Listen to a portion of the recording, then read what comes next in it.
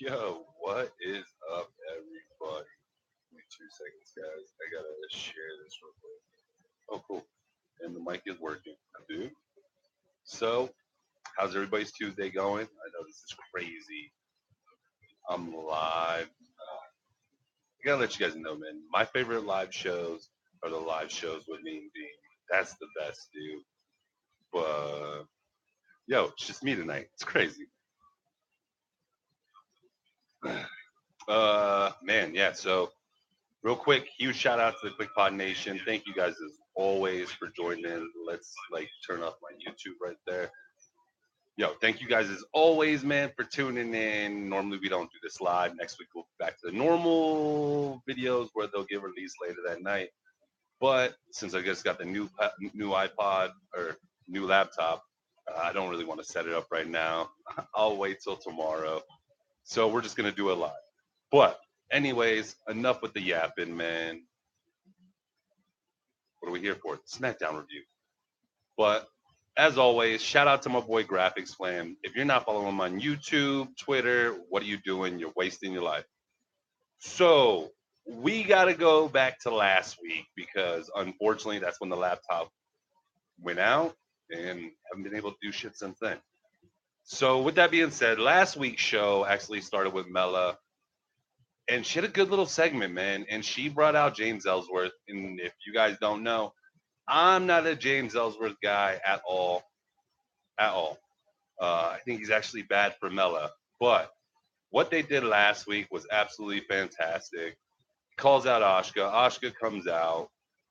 Ashka goes ahead, tries to attack James. Unfortunately, he gets taken care of, but Mela takes care of Ashka, which sucks. Man, it's tough. With the announcement we heard tonight, and I don't want to get into that yet, I just hope for the best. But that sucks seeing that last week because you guys know I love Ashka and just the way I feel she's getting buried by the WWE right now. It's just an absolute travesty.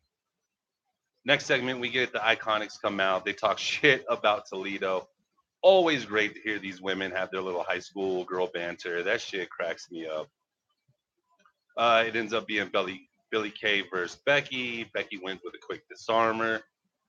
Then we get a Renee interview with Daniel Bryan, and she's talking. They're talking about the 5-man contender that match that's going to happen later to see who will face Brock. And he's talking about he won't just survive it; he'll win it. And I don't know, man. Every time Daniel talks, it just really inspires that hope in you, man, because you know how good he is. You know he can overcome any obstacle. But I don't know. Maybe right now is just not the time. Then we get the debut I've been waiting for since the roster call up. We get Sanity versus the Usos, and there's not even a match. Sanity just destroys the Usos. Then we get the best part of the show last week, which was the gauntlet match. And we start off with Big E and Daniel Bryan. Phenomenal work by both of them. Big E gets a chance to flex his muscle. Daniel once again gets to show that he can overcome any obstacle. Love this. Then you progress to Daniel Bryan versus Samoa Joe.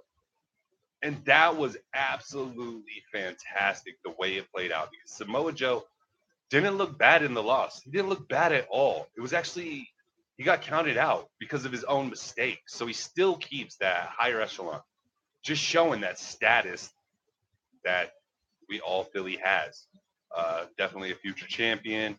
Kliqpod is all about Samoa Joe. With that being said, in between the Samoa Joe match, as Daniel's waiting to see what his next opponent is, as Daniel was making his way to the gauntlet match, he just was pretty rude about his entrance and he cuts through the Bludgeon Brothers. Well, the Bludgeon Brothers decide to come back, pay him back. Awesome little segment right here. Really enjoyed it. They destroy Daniel.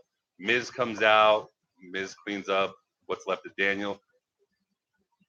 Then we get what I thought was the best part of the gauntlet match, which was the Miz versus Rusev. And they worked so well together. And nothing was to the point where I was thinking to myself, oh man, that's not possible. I don't really see that happening. They put on an event. And honestly, with Miz having the new show, I had a preset in my mind that the Miz would actually win. Thank you, Jesus, God, whatever higher creator you believe in, whatever higher creators out there, if there's any at all. Thank you. Because somehow we got the intervention and Rusev is your new number one contender. So that's just a real quick breakdown of last week's show. Now, let's not waste any more time and let's talk about tonight's show. Did I think tonight's show was as good as last week's? No, but it was still good. And that's what we've been wanting to see is can we keep consistency? Last week's show took me back to about 2016 when SmackDown was actually ahead of the games and they were the ones running it. That was such an enjoyable time for the brand. They were doing so many things right. And hopefully these last 2 weeks is the start of doing everything right going forward. So tonight our show kicks off with the Miz, and the crowd is going ham on the Miz, just chanting Daniel Bryan, Daniel Bryan. The Miz just asked the crowd as always, smooth as can be, "Are you done?" They're just going ham, and I love this. And it just adds to the rivalry between the Miz and Daniel Bryan. And this is what makes it so spectacular. It's not only the Miz using Daniel's moves, the Miz and the Miz and Daniel getting in live heated arguments. Like, and you could tell it's really brewing at the surface. But it's so fantastic to see and so exciting. Shockingly enough, I thought his guest for the night was going to be Daniel Bryan. It actually wasn't. It was the Bludgeoning Brothers. This was really cool. Absolutely done well. You could see the fear in the Miz's eyes. He was terrified. He didn't want to be in the ring with those two killers. And you just seen it. And as he's interviewing it, he doesn't want to get close. He has to constantly remind them, hey, I'm on your side. I'm on your side. I'm not here for, my endeavor in this. I'm here for you guys. Unfortunately, they're not having it. Before they can finally lay hands on the Miz, he is saved by Daniel Bryan, which is crazy. Daniel Bryan wasn't stupid though. He didn't run and hit the ring. He stopped at the top of the entranceway. Told him, you know what? He ain't scared of none of them. So which one is he gonna face tonight? And Harper's like, pretty much, you're gonna face me because Daniel didn't learn his lesson last week, which is just so good. Oh man, I love the way they're playing the Bludgeoning Brothers. They are absolutely intimidating, and it's so exciting to see the work they're doing with them, especially because we don't have enough bigger wrestlers, like bigger size wrestlers. I mean, yes, we have our Braun, we have a few out there, but the big men like that, it's really hard for them to find a place in. Man, let's be honest. Since the Undertaker and Kane, who's really been a big guy who's really been intimidating like this? But I absolutely think they're doing great work with the Bludgeoning Brothers. This actually, like I said, man, it was a good way to start the show. And to be honest, I like when they usually start the show with Miss TV. As long as it's not on back-to-back episodes, that's when I just kind of get tired and burnt out. But it was very nice to see tonight. Then we get the New Day coming out. Big shout out to the kid that was holding up the pancake power sign. I absolutely love that. Got a good little chuckle out of it. His dad was wearing the Knox shirt you see right here. Big shout out to me and Dean for getting me this for my birthday last year. But I thought that was pretty cool. I wanted to give them a shout out real quick. Then you have who I always claim to be the best entrance entertainer there is in the business right now. And that's Mr. Aiden English. Absolutely loved his performance tonight. Comes out, asks, asks the New Day if they have a waffle because their pancakes are awful. Cute little play on words right there. Once again, this man's just magic on the mic. introduces your and mine's new number one contender, Mr. Rusev. Happy Rusev Day to everybody. Big shout out, man. It's so exciting to see Rusev as the number one contender. We get a match versus Xavier Woods versus Rusev. Good match. Absolutely a great match. When the match was over, I actually found myself saying, just damn, this was very entertaining. Great start to the show. We get a very good segment from The Miz and the Bludgeoning Brothers. Then we make way into a great match between Xavier Woods and Rusev. Absolutely glorious. Tonight we seen Big E and Kofi carrying around comic bubbles. When Rusev was laying in between the ropes, they put one up next to him that said "ouch." Very comical, very fresh, entertaining. Love what they're doing tonight. Now, the thing I really liked about tonight's match between these two is it once again builds on the dominance and the run that Rusev's on right now, which is so exciting. Honestly, I thought we would see him in the IC in that mid card range, even though everybody's pushing for it. But to see him and AJ, which I have huge hopes for, it's just really exciting. Rusev wins as he should with the accolade. At, once again, a well performed match. And then he drops a promo, which I even have it written down here. I think it's one of his best promos ever. Real quick, says it's not about the new day, it's not about tonight, it's not about the bootios. And I mean, this is just a great plug for the new day. Absolutely great plug. Sell that merchandise for us. But he says it's about AJ. And the way it was delivered, the intensity I felt behind it, especially coming off that big win against Xavier in semi-dominating fashion, but it's not like Xavier is a scrub. Thought it was excellent. Excellently done. Rusev, this boy's about to explode. And if he does walk out of Extreme Rules, the new champion, could you imagine how much of it's like Corey Graves was talking about tonight? How much of a celebration it's going to be on Happy Rusev Day? That Tuesday would be the craziest thing ever. I can, damn, that. Let's talk about that a little later. We got predictions. We still got weeks to go. Let's save that for a little bit. Then we get the Jeff Hardy crazy face. First off, this dude is very artistic, organic about his art. Mad skills. I'm not saying he's not. It's just so crazy. Like last week, the eyes are on the eyelids. This week, you have the dope clear lenses. Don't get me wrong. I love the Enigma, but I don't know. It's so crazy. It's so crazy. Yeah. Whew. Um, Shitty thing we find out tonight is that Knock hurt himself last night. I tried to look online to see what it was. The only thing I could get it was some comical comments from Dave Meltzer, just saying it was a dog bite from last night. But unfortunately, we don't know the reason he's injured, and he's gonna have a surprise opponent. The surprise opponent for tonight, which was fantastic, was Ewok. If you guys don't know who that is, that's Eric Young, the leader of Sanity. And I tweeted out, man, it's so good to see EY get this shot because he definitely deserves it.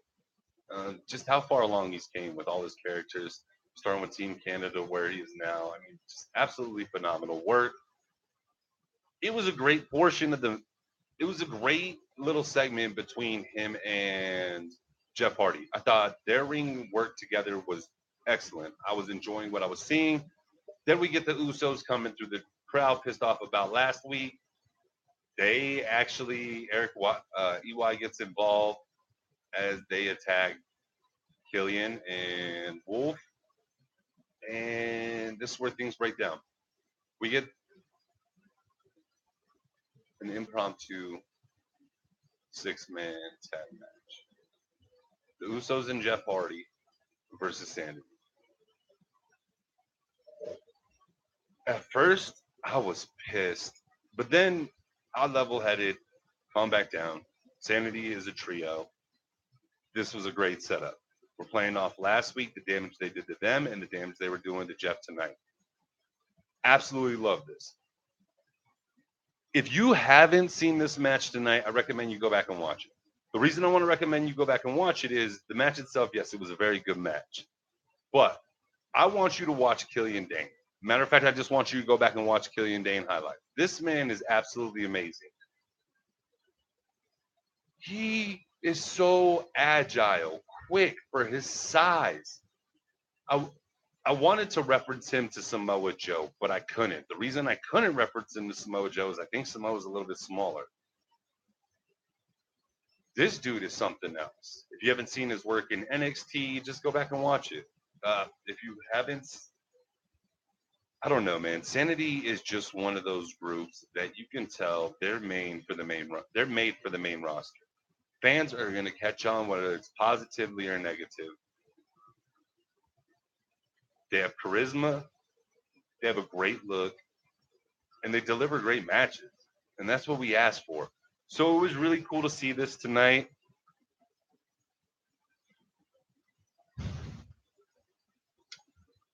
The match ends how it should end. Jeff Hardy hits a swanton.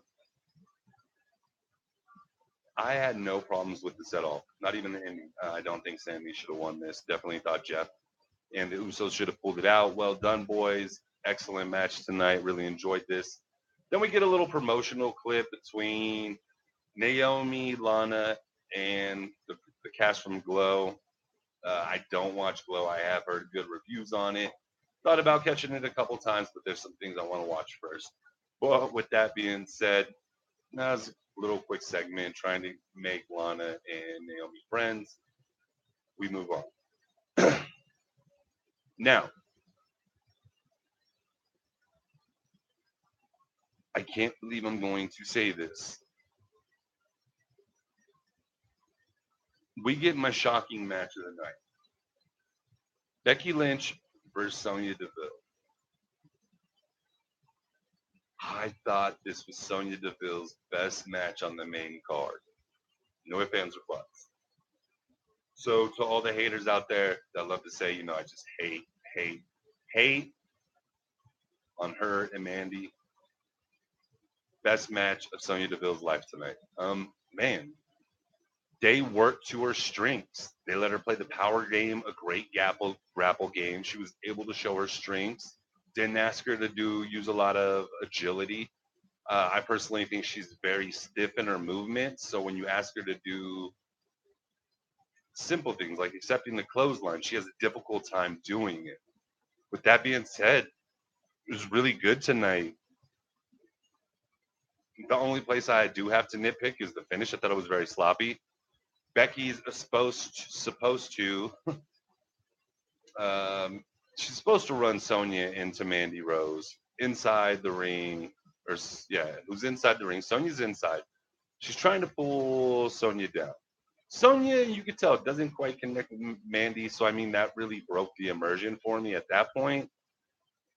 But with that being said, well performed. Shit, man. I thought Sonya outperformed Becky tonight. Who would have thunk it? Holy shit, man. Whew, I must be sick or something. Whew.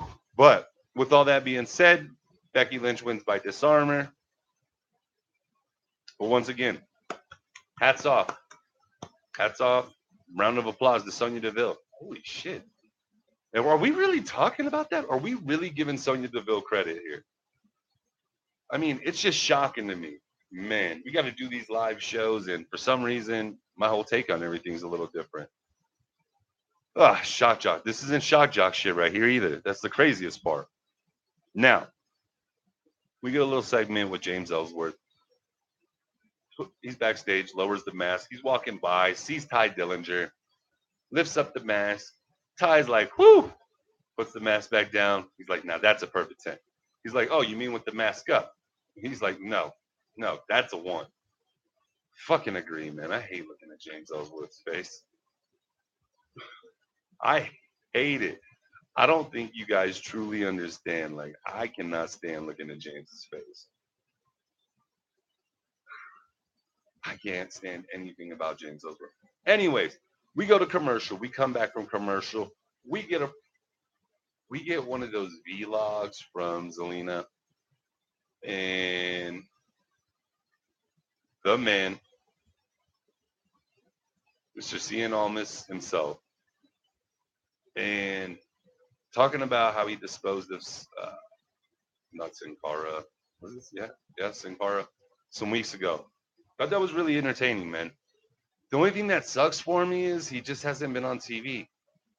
And when he is, the three matches we've got from him, they've kind of been squashes. Like I want to see him go up against some real comp, and I know we're building them up, and he's looking great. But I think you're just killing the fan base for him because man, we just constantly hear just nothing silence from the fans. And it's like, do you guys even know what's in front of you? Do you guys I don't know, maybe we just take things for granted. But with that being said, man, I mean, obviously it's not a racial issue because man, we accept a lot of people. Well, what's it about seeing that the fans just aren't reacting to? And that's what I wonder. Then we unfortunately get Mr. James Ellsworth in the ring, starts talking about these fake men out there and how he's a real man and just trying to trash Asuka. And I think I'm gonna have to watch an intergender match next week. Whew. I want to lose my mind. See, that's the good thing about next week when I'm staying home. I can yell. I don't have to worry about the neighbors during the day. At night, I do. This was just so disappointing, man. I don't understand it.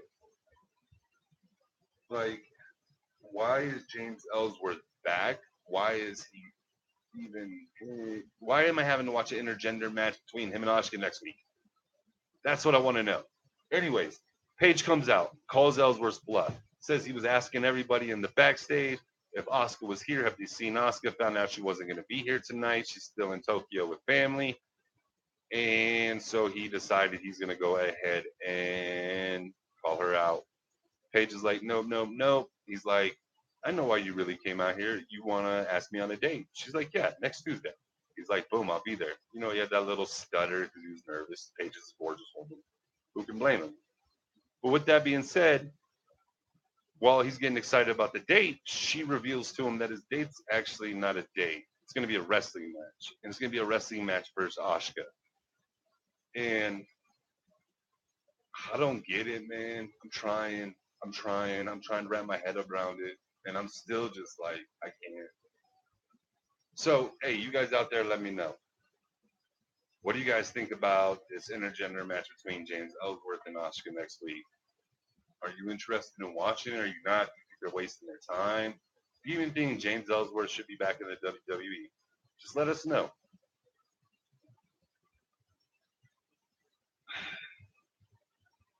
Then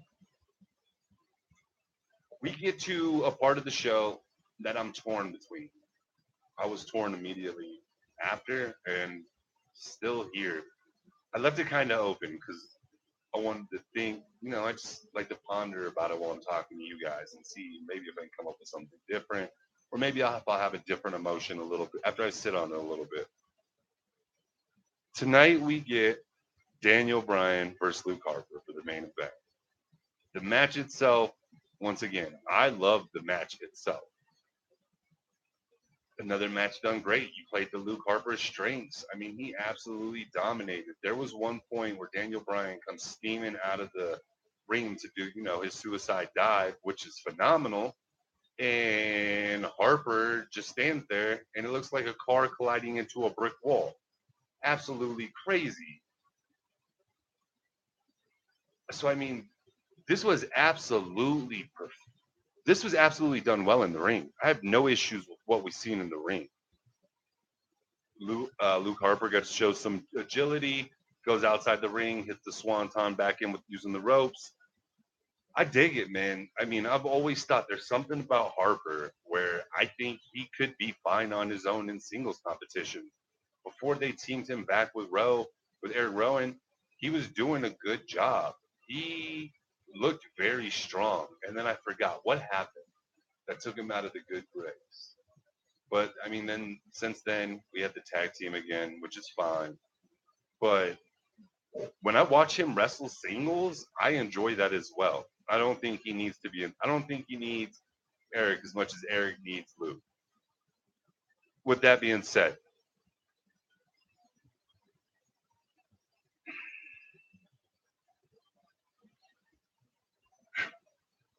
match is good. We get close to the end. Daniel Bryan revives himself with a DDT off the middle rope, middle turnbuckle to Harper. Enjoyed it. Yes kicks, attempted rolling pin, couldn't get it. Locks in the yes lock. Love it. Eric comes in, beats on Daniel, DQ, match thrown out. Love it. You know there's going to be somebody that's going to come out and help Daniel Bryan. You're thinking it's going to be somebody you're going to get excited for, something that's going to revitalize you. I don't even care if it was Randy Orton coming back. I would have been more excited with what we got tonight. We get the return of, wait for it, the return of Kane. The return of Kane. And I know there's a lot of you out there that are like, yeah, hell yeah, team hell no. Okay. And while I'm watching Kane return, all I could think is one thing. One thing. Where's SmackDown moving to Friday nights? But what channel is it moving to? It's moving to Fox. What if Fox tell WWE they want superstars? Who's a hot team that people are going to enjoy? Team Hell No. Which you should just change the team name to Team Hell Yes, anyways. And like a genius, and hats off. When she came into the position, I was questioning how good she would be in the role. I really like what she's doing. Paige capitalizes on the moment, runs out, makes a match for Extreme Rules. The Bludgeoning Brothers versus Team Hell No for the tag championships. I love it. I love that idea. Maybe, I don't know. See, I'm still indifferent. Like, I hate it, but I kind of want to see it. But I don't. But I kind of want to see it. But at the same time, if it's going to be a one night occurrence thing, I don't want to see it and I can live without it. I want to see things that are actually going to help the storyline, help build this show, help build the future for us. But that's the show, guys.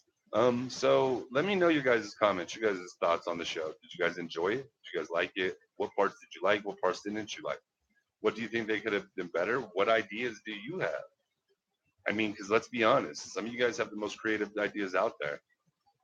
And once again, with those creative ideas, huge shout out to my boy Graphic Slam. We were having a DM. I'm gonna actually, I won't even talk about it here. I'll pose it to you on a pipe bomb to start next week. But with that being said, man, it's been nice talking to you guys live. We'll definitely be doing something for Extreme Rules live, so that'll be fun. But until then, man, I will catch you guys on the videos. Be safe. But as always, take names, kick ass, and peace.